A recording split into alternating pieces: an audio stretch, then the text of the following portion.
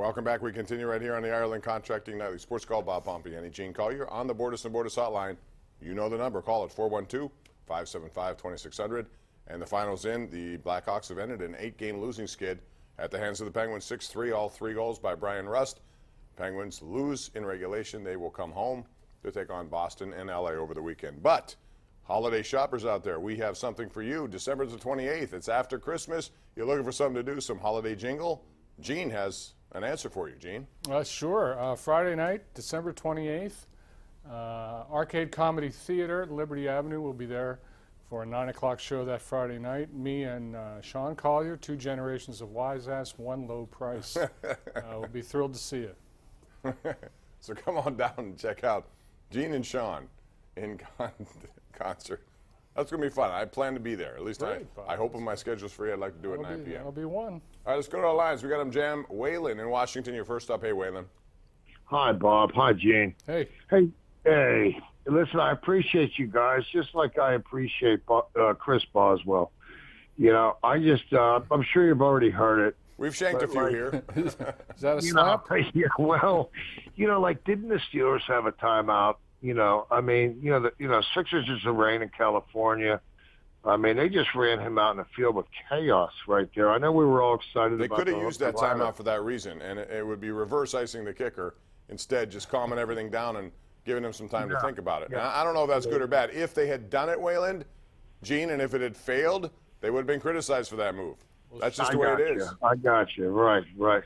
Thanks for the call, man. What do you think about that? What is the opposite of that? Is it torching the kicker? Torching, yeah. Instead of icing, you're torching. In other words, you're getting him revved up. You know, I don't do much criticizing on game management because, frankly, I'm not smart enough to figure it out. I don't know how to run the clock. I've never had any experience at it. I have my theories, I have my impulses, but I don't know what I'm doing there, so I rarely criticize clock management. But I do know that people with equally shallow experience seem to be able to do it perfectly. There's so much criticism on this. I mean, I know at the end, Mike Tomlin probably should have used a timeout after the long completion by the Raiders. Yes. But had he done it and not had one when the Steelers got the ball, there would have been plenty of complaining about that. No question. It's a no-win situation. Let's go to Bob in Indiana. Hey, Bob.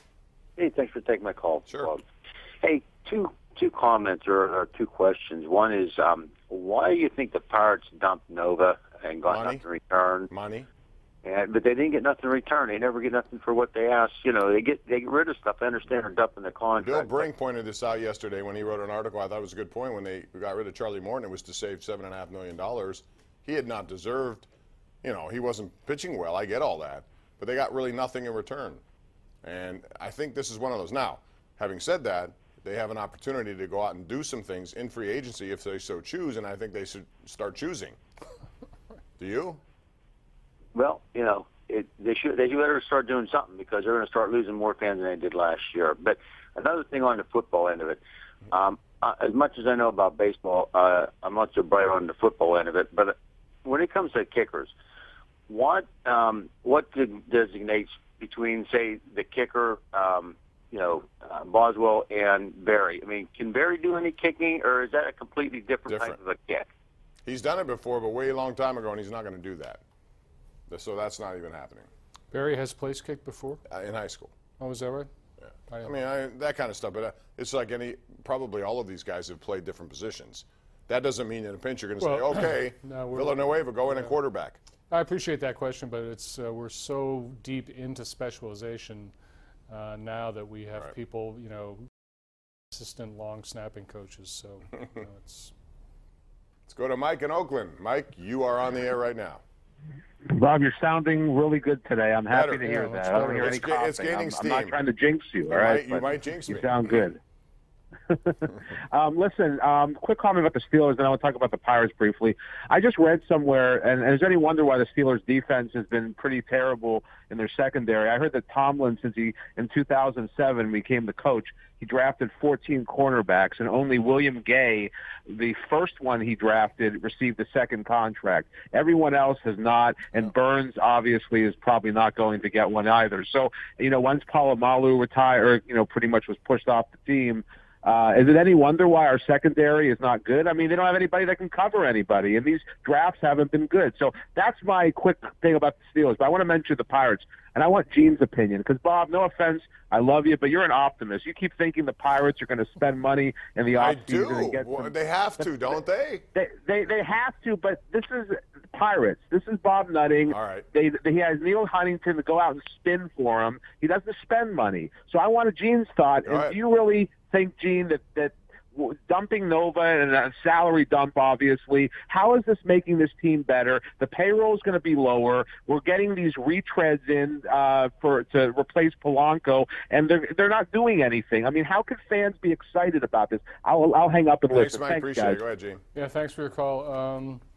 Yeah, there's there's no explaining this other than to say that the Pirates want to spend a finite number of cash. Someone told me today it's about $75 million. That's going to do nobody any good except for Bob Nutting, and that's what's going on here. I mean, you know, they always mention how when they make a move like this with Nova that saves them $9 million, that this gives them financial flexibility to do something else. Well, you know what? In baseball, you don't need financial flexibility. There's no salary cap. You can spend as much as you want to spend. So I'm really tired of that argument. But if your question is there any reason to be hopeful about the Pirates for their fans? No. Not until they spend, and that's why I encourage them to spend, and they should spend. You know, honestly, when I applauded the Chris Archer deal, but yeah. I think it was made more because we're going to show people we're in this. So they gave up two prospects who likely they would never have given up prior to that trade. And I like Chris Archer. I hope he turns into what he was a few years ago because they need that. But they got to show me some in the offseason. This is when teams make moves. We saw St. Louis, which is a similar size. You know, I know it's different in the sense that they have more revenue coming in because it's a baseball city. But in the same time, it's a size market that's similar. And they just went out and got Paul Goldschmidt with the idea, take him on 1 year, his contract expires. They plan to extend him at a large amount of money. You're right. The Cardinals and the Pirates needed exactly the same thing. Somebody to hit in the middle of the order. The Cardinals got Paul Goldschmidt. The Pirates got Lonnie Chisenhall. And Goldschmidt, I'm telling you, for his price, I would have brought him in. Even if it's 1 year and you don't get anything for him at that point. I would have done that just for this year and see what happens. But, you know, you got to be willing to do that, and they're not. Alex in Hopewell. Hey, Alex, how are you? Hey, guys. How are you today? Thanks Good. for taking my call. Sure. Quick couple things. That Pirate thing, we could have resolved that whole issue if they would have brought in Mark Cuban. Why didn't they let him buy it? Mark Cuban, the Pirates. A team has to be for sale before you can buy it. But, I mean, he was interested in purchasing it. But he wasn't interested in selling it. He was going to offer them whatever they wanted for it. But then I thought that they had said that it was a, you know, what was it called? They called it that he owned the Dallas Mavericks. You know what I mean? Yeah, So you violate whatever that is. But I don't think that would have mattered. I really don't. But okay, anyway. the other thing is too, Bob and Gene. What do you think about Ben Roethlisberger? I mean, obviously he's one of the greatest of all time, in my opinion. Do you think that this will be his last year? No. No. Why do you? 4 years in him? I think he's going to be around for a while. Do you? Yeah, I do. I think his commitment is there. He said so, and I think he really believes it. His body has changed for the better in terms of being, less weight, fat.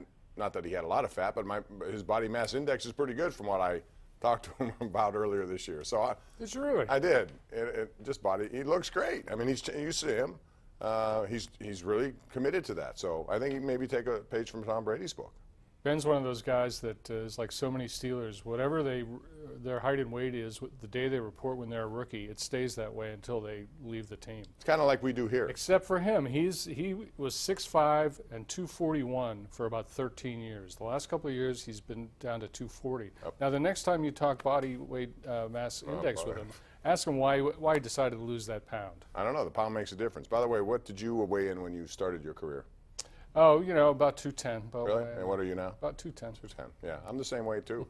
Pants don't want to fit the same way, however. We're going to take a break. When we come back, Robert, Kirk, and others on the way right here on the Ireland Contracting Nightly Sports Call.